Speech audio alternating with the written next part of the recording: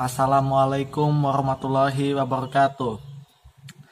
Perkenalkan, nama saya Dewa Abung Putra dari Prodi Ilmu Komunikasi Universitas Muhammadiyah Kota Bumi. Di sini saya akan menjelaskan materi tentang komunikasi antar pribadi. Mengenal komunikasi antar pribadi. Komunikasi dibagi menjadi 4, yaitu komunikasi antar pribadi, komunikasi kelompok, dan komunikasi dalam organisasi pendidikan. Yang pertama, komunikasi, yaitu suatu proses penyampaian pesan dari seseorang kepada orang lain melalui proses tertentu, sehingga tercapai apa yang dimaksudkan atau diinginkan oleh kedua belah pihak. Yang kedua, komunikasi antar pribadi, yaitu proses pertukaran pesan antara komunikator dan komunikan untuk mengembangkan sistem ekspektasi bersama pola-pola keterikatan secara emosional dan cara-cara penyesuaian sosial.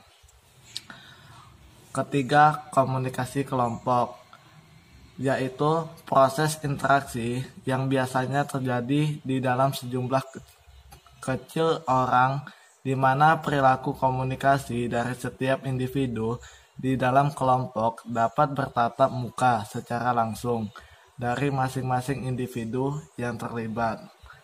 Yang keempat, komunikasi dalam organisasi pendidikan, yaitu setiap lembaga pendidikan membutuhkan dan melakukan komunikasi. Setiap lembaga pendidikan sekaligus merupakan sebentuk organisasi karena di dalamnya terdapat 2 orang atau lebih yang memiliki tujuan yang jelas. Bentuk komunikasi dalam organisasi, yaitu komunikasi dibagi menjadi 3, yaitu komunikasi antar pribadi, komunikasi antar kelompok, dan komunikasi massa. Komunikasi antar kelompok dibagi menjadi 2, yaitu komunikasi kelompok besar dan komunikasi kelompok kecil. Unsur-unsur dalam proses komunikasi dibagi menjadi 5, yaitu sumber atau source, pesan atau message, saluran atau media atau channel, penerima atau receiver, efek atau efek. Proses komunikasi. Proses komunikasi ada 7 bagian, yaitu pertama, pengiriman pesan atau sender dan isi pesan atau materi. Yang kedua, simbol atau isyarat. Yang ketiga, media atau perantara. Yang keempat, mengartikan kode atau isyarat. Yang kelima, penerima pesan atau receiver. Yang keenam, balikan atau feedback. Yang ketujuh, gangguan. Hal yang patut dipertimbangkan dalam encoding. Dalam encoding ada 2 hal yang penting yang harus dilakukan dalam penyampaian pesan. Yang pertama, mempertimbangkan dengan cermat apa yang akan disampaikan. Yang kedua, menerjemahkan dengan baik dan benar gagasan yang akan disampaikan menjadi isi pesan. Komunikasi verbal, yaitu komunikasi dengan menggunakan simbol-simbol verbal. Simbol verbal berupa bahasa merupakan pencapaian manusia yang paling impresif dalam berkomunikasi. Unsur dan fungsi bahasa dalam komunikasi verbal. Setiap tata bahasa meliputi 3 unsur, yaitu fonologi, sintaksis, semantik. Menurut Larry L. Barker atau Dedi Mulyana 2000, bahasa mempunyai 3 fungsi, yaitu penanaman atau naming atau labeling, interaksi atau interaction, transmisi informasi atau information transmission, komunikasi nonverbal, yaitu komunikasi yang menggunakan kata-kata nonverbal. Istilah nonverbal biasanya digunakan untuk melukiskan sebuah peristiwa komunikasi di luar kata-kata terucap dan tertulis. Klasifikasi pesan nonverbal dibagi menjadi 5, yaitu pesan kinestik, pesan gestural, pesan proksemik, pesan artifaktual, pesan paralinguistik. Fungsi pesan nonverbal. Fungsi repetisi, fungsi substitusi, fungsi kontradiksi, fungsi komplement, fungsi aksentuasi. 5 tahap dalam berkomunikasi.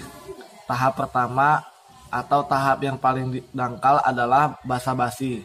Tahap kedua adalah membicarakan orang lain. Tahap ketiga adalah menyatakan gagasan dan pendapat. Tahap keempat adalah tahap mengemukakan isi hati atau perasaan. Yang terakhir, tahap kelima adalah hubungan puncak.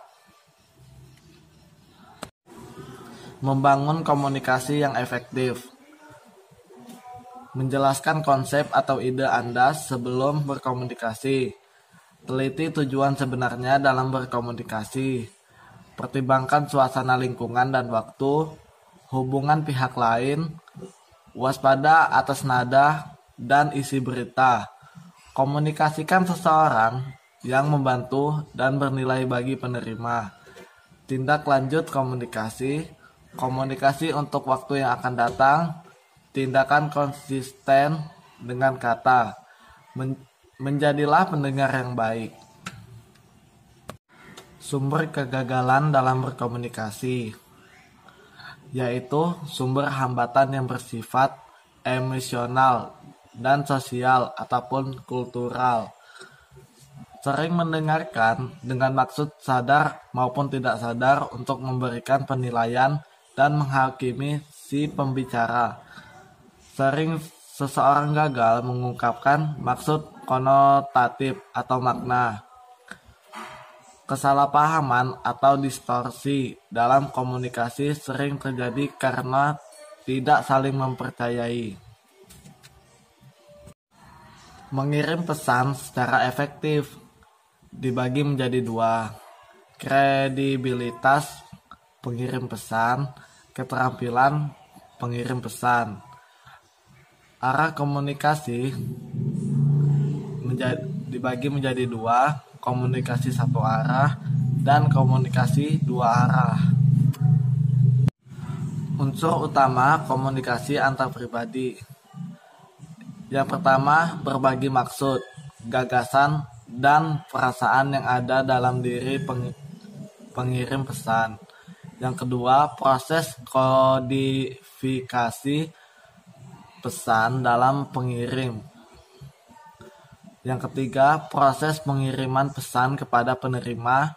Yang keempat, adanya saluran atau channel atau media. Yang kelima, proses dekodifikasi pesan oleh penerima atau pesan makna. Yang keenam, tanggapan batin dalam penerima.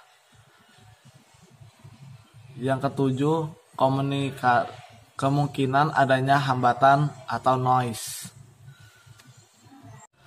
Pentingnya komunikasi antar pribadi, yaitu membantu perkembangan intelektual dan sosial setiap manusia. Identitas atau jati diri seseorang anak terbentuk karena adanya komunikasi dengan orang lain. Memahami realitas lingkungan sosial di sekelilingnya. Kesehatan mental sebagian besar orang oleh kualitas komunikasi atau hubungan dengan orang lain. Kiat terampil berkomunikasi antar pribadi.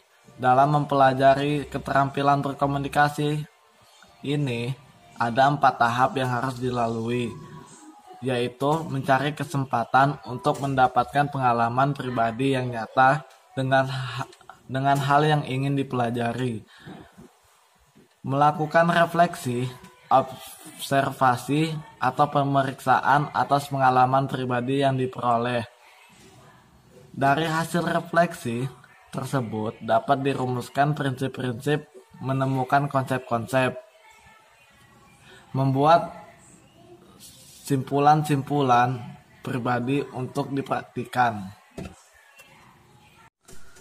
Keterampilan mendengar, berisyarat, dan negosiasi. Kemampuan mendengar dan memberi isyarat pada prinsipnya adalah kemampuan memahami orang lain. Dan kemampuan seperti ini membuat mereka memahami diri Anda. Kemampuan bernegosiasi dapat dihubungkan dengan masalah konflik. Konflik dapat dipandang sebagai suatu kondisi di mana yang menjadi perhatian dari 2 atau lebih individu maupun kelompok ternyata tidak ada kesesuaian. Itu saja yang bisa saya sampaikan. Kurang lebih saya mohon maaf. Saya akhiri. Wassalamualaikum warahmatullahi wabarakatuh.